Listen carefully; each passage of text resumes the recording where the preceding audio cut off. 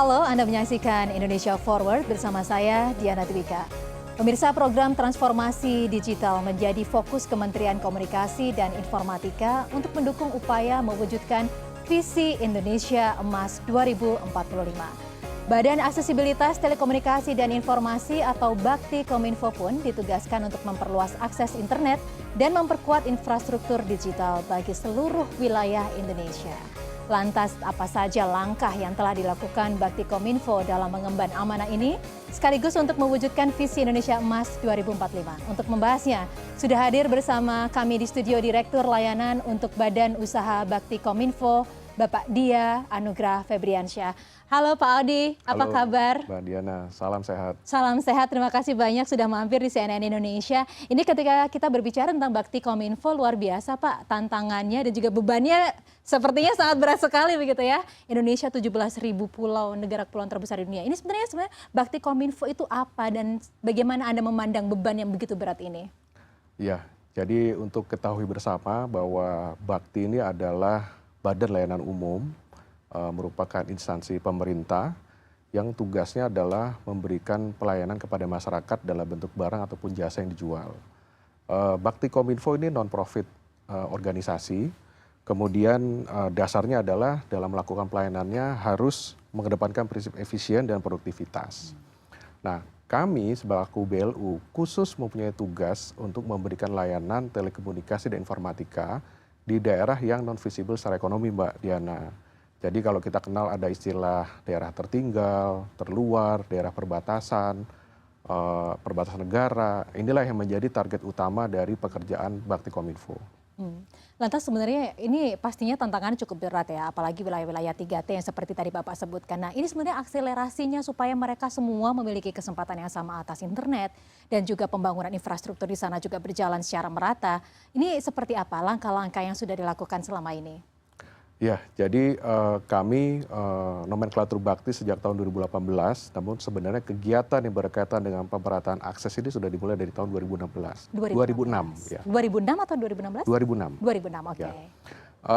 Langkah yang kami lakukan adalah yang pertama menerima usulan dari pemerintah daerah maupun kementerian lembaga terhadap lokasi-lokasi yang memang belum memiliki akses pada saat itu. Kemudian berdasarkan usulan dari pemerintah daerah dan kementerian lembaga tersebut, kami melakukan pemetaan dan perencanaan dan melakukan pembangunan infrastruktur. Namun demikian dalam memberikan pelayanan layanan telekomunikasi, akses telekomunikasi dan informatika, kami bekerja sama dengan penyelenggara telekomunikasi untuk menyediakan layanan di sana. Sehingga fungsi Bakti sebagai trigger pelayanan akses itu hadir bekerja sama dengan mitra penyelenggara yang dari statusnya nol atau tidak ada menjadi hadir dengan segala bentuk hal trigger yang kami lakukan di sana. Pak, tapi sebenarnya sejauh ini kalau misalkan kita melihat ada berapa banyak sih Pak wilayah di Indonesia yang masih belum mendapatkan akses internet? Dan sekarang setelah ada Bakti Kominfo ini sudah apakah memang secara 100% wilayah Indonesia ini sudah memiliki infrastruktur telekomunikasi yang memadai? Ya, secara umum memang kami hadir untuk melengkapi daerah-daerah yang dikatakan belum memiliki akses. Kalau tidak salah itu ada sekitar 9 ribuan desa, namun ada pembagian tugas di pemerintah pusat. Nah, kami itu kurang lebih melingkupi sekitar 7 ribuan titik lokasi BTS untuk mobile broadband dengan coverage yang kurang lebih dibilang cukup memadai, setidaknya untuk komunikasi dasar. Kemudian untuk pemerataan akses internet dalam bentuk fixed broadband, kami menyediakan kerjasama dengan penyelenggara telekomunikasi dalam bentuk akses internet. Yang kami tempatkan di fasilitas umum seperti di sekolah, di kantor desa, kemudian pusat kesehatan, puskesmas maupun pustu. Artinya bahwa memang sekarang hampir mayoritas seluruh wilayah Indonesia ini sudah bisa mengakses internet ya Pak ya? Ya, bisa dikatakan sudah tercover, tapi memang perlu pengembangan nanti berikutnya untuk peningkatan kapasitas dan kualitas. Ini pastinya menjadi kabar baik ya untuk pemirsa kita semua karena memang internet sekarang sudah merata begitu ya. Dan yang pastinya dinantikan oleh pemirsa kita ini adalah literasi digitalnya juga Pak, karena memang setelah secara fisik sudah banyak infrastruktur yang ada, kemudian aksesnya juga sudah mulai merata begitu. Tapi literasi digital ini juga pasti dilakukan dong Pak oleh Baktikominfo? Iya, memang betul sekali Mbak Diana. Kita jangan melihat dari satu aspek infrastruktur telekomunikasi dan informatika saja, tapi ternyata peran dari pengembangan ekosistem digital itu juga perlu dilakukan. Karena bagaimana bisa sebuah masyarakat kelompok memanfaatkan informasi dengan baik dan benar. Oleh karena itu kami juga memiliki program ekosistem digital yang diantaranya adalah berupa literasi digital. Memberikan pelatihan-pelatihan dasar terhadap pemanfaatan TIK dasar, kemudian juga diikuti oleh berbagai lapisan masyarakat. Apakah itu bapak-bapak, ibu-ibu, kemudian anak sekolah, dan juga kalangan lainnya. Oke, literasi digital apa saja Pak yang cakupan yang diajarkan di sana Pak? Ya, misalnya bagaimana bisa melakukan mengoperasikan gadget. Ya, karena mungkin untuk sebagian wilayah melihat laptop ataupun tablet ataupun smartphone itu satu hal yang baru. Mungkin pernah mendengar tapi belum pernah merasakan. Itu yang pertama. Kemudian yang kedua, bagaimana menggunakan fasilitas akses internet tadi untuk keperluan dan kebutuhan, atau bahkan untuk keinginan untuk mengakses hiburan. Biasanya hiburan atau games itu menjadi daya tarik utama Mbak Diana. Tapi kalau akses yang ada itu terus digunakan untuk hal yang tidak produktif, maka nanti tujuan utama dari peningkatan ekonomi, khususnya melalui sektor digital itu masih harus kita lakukan untuk dicapai. Kemudian selain itu juga kami punya program literasi digital berkaitan dengan pelatihan teman-teman disabilitas. Beberapa seri kita lakukan dan hasilnya cukup menarik. Ternyata punya talent-talent yang luar biasa di sana. Iya, memang di sini artinya inklusif sekali ya Pak ya. Bahkan masyarakat disabilitas juga dilakukan literasi digital. Kalau tidak salah ini juga ada perlombaannya ya Pak di tahun 2022. Ya, betul. Kami punya sekitar 5 seri dari sejak tahun 2016. 2016. Ya. Dan juga pelatihan untuk masyarakat disabilitas begitu untuk penggunaan internet begitu ya Pak ya. Betul. Luar biasa sekali. Bapak, tapi kalau untuk ketika kita berbicara mengenai pembangunan infrastruktur, mungkin yang bisa dijelaskan juga pembangunan infrastruktur secara fisik yang dilakukan oleh Baktikominfo ini seperti apa Pak? Ya, secara fisik kalau pernah mendengar yang namanya palaparing, Iya, itu fisiknya berupa jaringan fiber optik, baik itu yang ditanam di darat maupun digelar di laut. Kurang lebih itu panjangnya sekitar 12.000 km Mbak Diana. 12.000. Ini di darat dan laut panjangnya 12.000. Ya, kemudian untuk beberapa daerah yang pegunungan tidak dimungkinkan menggelar kabel, maka kita bangun dalam bentuk radio link menara-menara tinggi sekitar 70-100 meter. Itu yang pertama. Kemudian yang kedua, kami juga membangun jaringan akses, itu berupa BTS dari 2G sampai dengan 4G di sekitar 7.000 titik lokasi. Kemudian juga jaringan akses berikutnya adalah Wi-Fi, fixed broadband yang tadi ditempatkan di puskesmas, di sekolah, di fasilitas kesehatan. Kemudian yang terakhir yang saya pikir jadi kebanggaan rakyat Indonesia seluruhnya adalah peluncuran satelit Republik Indonesia yang pertama atau Satria 1, ya? betul, yang insya Allah di awal tahun 2024 itu sudah mulai beroperasi dan dapat digunakan untuk penetrasi akses telekomunikasi lebih luas lagi. Ini menarik sekali, kita juga ingin mengetahui sebenarnya manfaatnya apa ketika akhirnya si Satria ini diluncurkan. Kita akan bahas di segmen selanjutnya. Dan pemirsa jangan kemana-mana, Indonesia Forward akan segera kembali sesaat lagi, tetaplah bersama kami.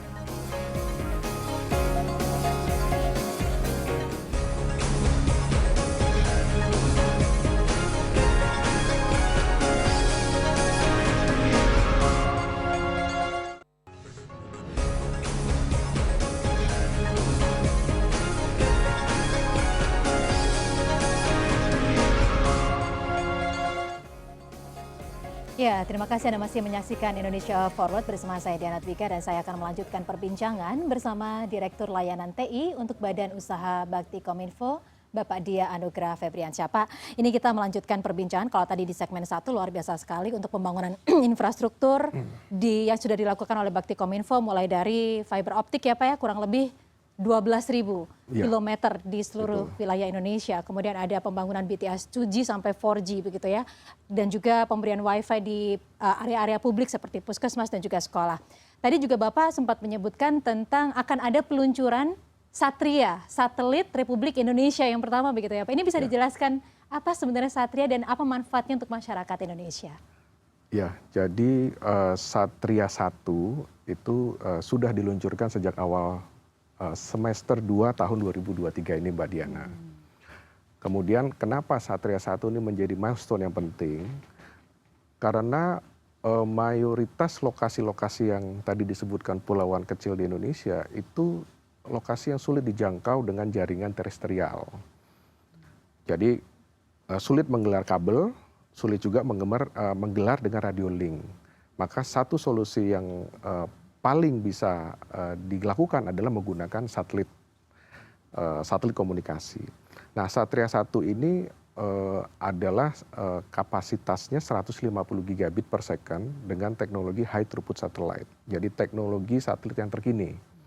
Jadi diharapkan dengan adanya Satria berkapasitas 150 gigabit per second yang nanti akan diharapkan bisa ready for service di awal tahun 2024 ke depan, itu bisa menyelesaikan setidaknya menjangkau titik-titik lokasi yang memerlukan akses telekomunikasi yang hanya bisa dijangkau dengan VSAT. Jadi diharapkan lebih banyak lagi titik-titik fixed broadband dalam bentuk wifi akses nantinya yang bisa ditempatkan di banyak desa, lebih terpencil dan lebih terjauh. Jadi diharapkan dengan adanya akses yang merata ini, layanan publik dari pemerintah daerah, pemerintah pusat itu sudah mulai bisa diperluas. Mungkin hari ini hanya bisa di sebagian lokasi, tapi dengan Satria kami berharap ini bisa dimanfaatkan untuk akses yang lebih luas. Jadi layanan kesehatan, layanan pendidikan, setidaknya layanan dasar itu bisa dilakukan dan disupport dengan Satria 1. Lantas bagaimana Pak untuk impact-nya selain di wilayah-wilayah terpencil, tapi untuk di wilayah-wilayah perkotaan saat ini? Ya, kalau di perkotaan, Satria 1 ini relatif tidak memiliki dampak yang signifikan. Kenapa? Karena di perkotaan sudah memiliki jaringan akses telekomunikasi yang lebih baik. Kabel optik banyak digelar, radio link juga bisa diakses. Sehingga Satria ini akan kita fokuskan ke daerah-daerah yang sulit untuk dijangkau dengan teknologi terestrial. Dan layanan ini akan sudah mulai bisa dinikmati oleh masyarakat di awal tahun 2024 begitu ya? Betul, kami berharap semua testingnya lancar, kemudian penggelaran aksesnya juga bisa cepat, sehingga sesegera mungkin itu bisa segera dinikmati. Berarti pada saat ini masuk ke tahap apa nih Pak? Kalau peluncurannya sudah dilakukan? Ya, jadi tahap ini bisa dikatakan Satria ini mendekati orbitnya. Kemudian serangkaian testing sedang dilakukan sampai dengan akhir tahun ini dan mudah-mudahan di Januari tahun 2024 itu sudah bisa dimanfaatkan untuk akses telekomunikasi dan layanan informatika. Ya, ini pastinya menjadi hal yang sangat membanggakan ya Pak untuk Indonesia karena Indonesia bisa meluncurkan satelit Republik Indonesia 1 begitu ya. Baik, dan kita harapkan memang bisa semakin memperluas akses internet di wilayah-wilayah terpencil bahkan terluar di Indonesia begitu. Betul. Nah, kalau untuk ini Pak, inovasi-inovasi lokal begitu. Bapak melihatnya seperti apa inovasi masyarakat yang bisa dimanfaatkan atau sinerginya dengan Baktikominfo seperti apa? Ya, jadi semakin kami membangun layanan akses telekomunikasi ke daerah-daerah perdesaan, kami melihat banyak potensi-potensi lokal yang sebenarnya ada dan itu bisa diekspos. Jadi misalnya kaitan dengan sektor pariwisata. Jadi kami berharap dengan kehadiran akses di setiap desa yang memiliki potensi wisata, itu bisa dilakukan eksplorasi dan juga publikasi terhadap local wisdom yang ada di sana. Misalnya ada daerah wisata baru, kemudian kalau baik itu pantai, pegunungan, kemudian berikutnya ada potensi desa dalam hal pertanian, peternakan, sedikit banyak mereka bisa melakukan exposure. Jadi kami berharap dengan adanya akses yang sampai ke desa-desa tadi, adanya kesempatan bagi masyarakat desa untuk bisa mengeksplorasi apa yang menjadi nilai-nilai kelebihan dari desa tersebut.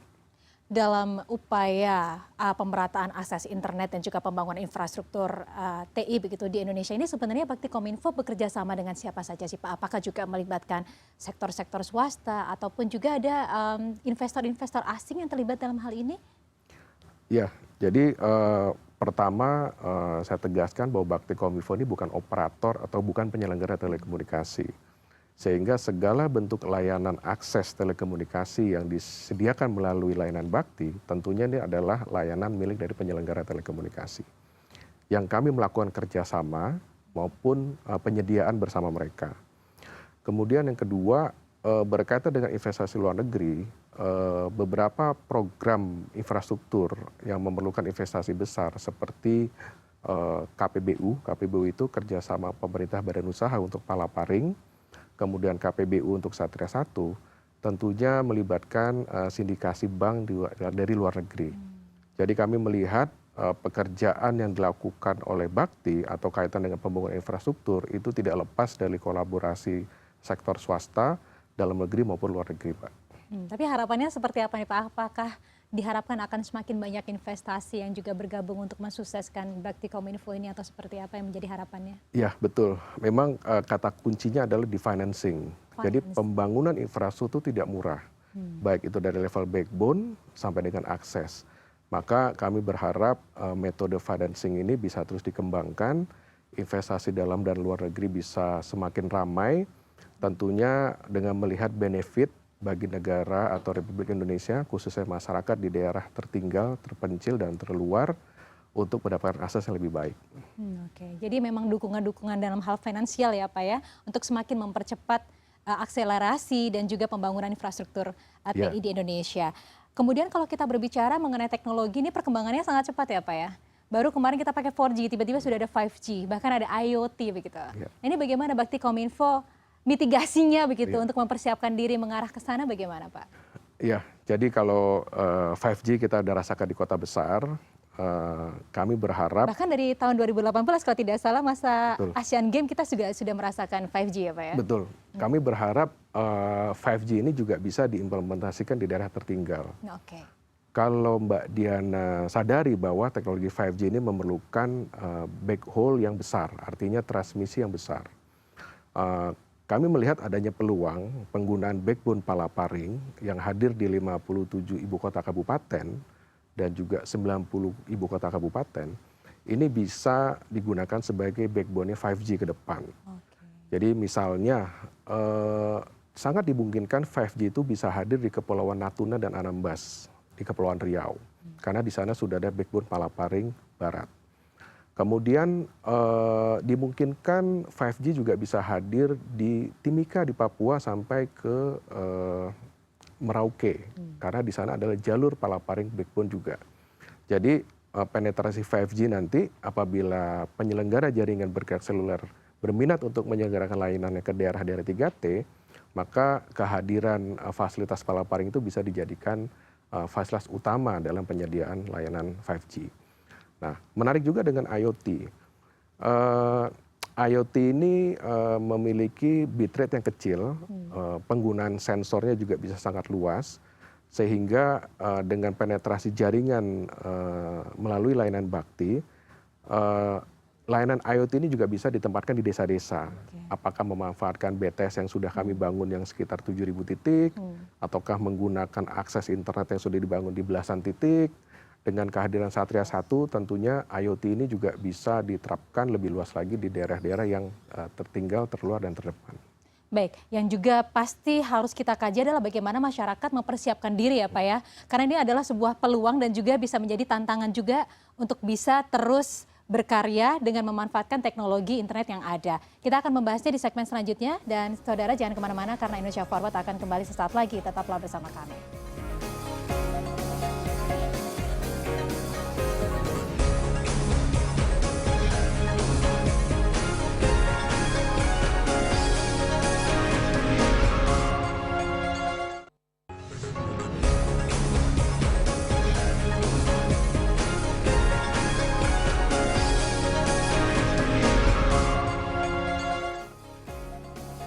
Baik, Anda kembali menyaksikan Indonesia Forward dan kita masih lanjutkan perbincangan terkait transformasi digital yang dilakukan Bakti Kominfo.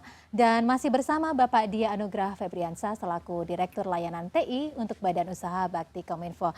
Bapak melanjutkan perbincangan tadi yang sangat menarik ketika akhirnya masyarakat ini semuanya sudah bisa mengakses internet gitu ya. Infrastruktur teknologi informasi juga sudah merata. Kemudian apalagi Pak manfaatnya untuk masyarakat, terutama mungkin untuk membuka lapangan pekerjaan Pak? Ya. Jadi dengan hadirnya internet sampai ke desa-desa, kami berharap ini menjadi satu peluang pekerjaan yang baru. Dan memang di beberapa lokasi yang kami bina menjadi fasilitator, itu sudah terlihat Mbak Diana bahwa banyak talenta-talenta muda di desa yang biasanya selesai sekolah SMK atau SMA, mereka pergi ke kota untuk menjadi buruh. Tapi dengan hadirnya internet di desa, ternyata mereka punya peluang untuk mempelajari apa itu TIK dasar. Jadi bagaimana menyambungkan internet dari satu titik ke titik yang lain. Kemudian ada juga peran dari Badan Usaha Milik Desa yang melakukan kerjasama dengan internet service provider dalam hal jual kembali jasa internet. Jadi internet itu bisa dikerjasamakan antara ISP dengan BUMDes. Nah BUMDes itu butuh sumber daya manusia lokal di desa. Seperti teknisi lokal yang nanti terus diajarkan. Nah ini biasanya pemuda-pemuda lulusan SMA, SMK, itu mereka tertarik untuk ngoprek. Bagaimana bikin jaringan wifi, bagaimana menarik titik jaringan satu titik ke desa yang lain. Nah ini jadi satu hal pembelajaran dan peluang usaha juga buat mereka untuk cari tenaga kerja dan juga pekerjaan baru di desa. Ini merupakan benar-benar one step further untuk menuju Indonesia Emas 2045 begitu ya Pak ya. Karena memang kalau misalkan kita berkaca pada saat pandemi semuanya itu akhirnya beralih ke internet. Bahkan kurang lebih 47% UMKM yang belum mengadaptasi internet itu akhirnya tutup atau gulung tikar. Dan artinya dengan internet yang saat ini sudah merata sampai di wilayah 3T itu bisa membuka lapangan pekerjaan sendiri begitu ya Pak ya. Iya. Baik, nah lantas bagaimana Pak supaya apa fasilitas-fasilitas yang sudah ada saat ini itu bisa diadaptasi dan juga diadopsi ya Pak pastinya untuk sektor-sektor publik, pemerintahan, pendidikan, kesehatan? Iya, jadi kalau Mbak Diana masih ingat masa pandemi di mana PPKM terjadi di mana-mana termasuk di desa, maka kehadiran akses internet di tempat pelayanan publik itu menjadi kunci. Jadi pembelajaran jarak jauh, bagaimana guru mengajarkan muridnya melalui jaringan internet walaupun dengan keterbatasan bandwidth, banyak cara yang bisa dilakukan. Apakah guru mengupdate materi belajar dari kantor pusatnya dikirim melalui akses internet kemudian disebarluaskan dengan cara manual. Kemudian bagaimana Vaskes, pendataan atau pendaftaran BPJS itu bisa tetap dilakukan secara online dengan fasilitas akses internet yang hadir di puskesmas. Kemudian tidak kalah juga adalah pelaporan kinerja dari desa, kantor desa dalam hal penggunaan dana desa. Jadi contoh-contoh tersebut adalah real dan memang kami dapatkan laporannya. Setiap akses yang kami berikan itu ternyata memiliki dampak untuk meningkatkan pelayanan publik, Mbak Diana. Kalau kita melihat dari penjelasan Bapak, berarti artinya bahwa Bakti Kominfo ini bisa dibilang sebagai jembatan ya Pak ya, fasilitator untuk memperluas internet di seluruh wilayah Indonesia begitu ya Pak. Lantas ini bagaimana Pak supaya program ini tuh bisa berkesinambungan dan mungkin apakah bisa dimanfaatkan oleh operator-operator telekomunikasi di Indonesia Pak? Iya, jadi sesuai dengan visi kami menjembatani kesenjangan digital di Indonesia untuk masa depan Indonesia lebih baik, fungsi Bakti Kominfo ini benar tadi Mbak Diana bilang sebagai fasilitator. Jadi terhadap daerah yang tidak visible secara ekonomi, kami hadir sebagai trigger, memberikan fasilitas, memberikan kemudahan bagi para penyelenggara untuk memberikan layanannya dengan segala bentuk keterbatasan. Apakah coveragenya ataukah kapasitasnya. Nah kami berharap dengan adanya trigger itu akan tumbuh demand baru di desa, demand baru di bidang akses telekomunikasi. Tidak hanya infrastrukturnya tapi juga ekosistem digital tadi Mbak Diana, melatih masyarakat, TIK dasar, penggunaan aplikasi, berjualan komoditas secara online, ini ternyata membentuk demand tersendiri. Nah kami berharap setelah Bakti hadir dengan fasilitasnya, terbentuk demand dan semakin tinggi, maka masyarakat itu pasti membutuhkan akses yang lebih besar lagi. Nah, kami berharap penyelenggara telekomunikasi itu bisa hadir ke daerah tersebut dengan membawa infrastruktur lebih besar. Yang tadinya menggunakan VSAT oleh Bakti, mereka hadir membangun kabel optik dan menyediakan bandwidth lebih besar lagi. Atau membangun BTS juga. Atau membangun BTS 4G dengan kapasitas lebih besar dan jangkauan lebih luas. Ini adalah tujuan dari hadirnya BLU Bakti sebagai fasilitator. Ya, lantas ini apa sih Pak yang menjadi harapan besar begitu dari Bakti Kominfo ini Pak? Ya, kami berharap visi dan misi kami bisa dilaksanakan dengan baik. Tentunya kami tidak bisa sendiri, kolaborasi dengan para pihak, baik itu pemerintah pusat, kelembagaan, pemerintah daerah, dan sektor swasta, tentunya menjadi kunci kolaborasi. Dan kami berharap juga bahwa daerah-daerah yang difasilitasi oleh Bakti hari ini, itu jumlahnya nanti ke depan semakin mengecil karena hadirnya layanan telekomunikasi yang standar komersial. Itu harapan besar kami dari Bakti, juga termasuk peningkatan dari ekosistem digitalnya, Mbak. Ya, yang pasti kita juga harus mengapresiasi usaha yang dilakukan oleh Bakti Kominfo ini untuk bisa memeratakan internet dan juga pembangunan infrastruktur TI di Indonesia ya Pak ya. Dan pastinya semoga masyarakat juga bisa bijak berinternet begitu ya Pak ya. Karena juga ancamannya luar biasa begitu. Dan semoga ini bisa membawa manfaat untuk menuju Indonesia Emas 2045. Bapak Ogi, terima kasih banyak. Sekali lagi Bapak Dia Anugrah Febriansyah, Direktur Layanan TI untuk Badan Usaha Bakti Kominfo. Terima kasih sudah berbagi bersama kami. Sehat selalu ya Pak, sukses selalu. Ya, salam sukses juga. Terima kasih. Dan pemirsa, demikian perbincangan kita di Indonesia Forward kali ini. Saya Diana Twika undur diri. Terima kasih. Sampai jumpa.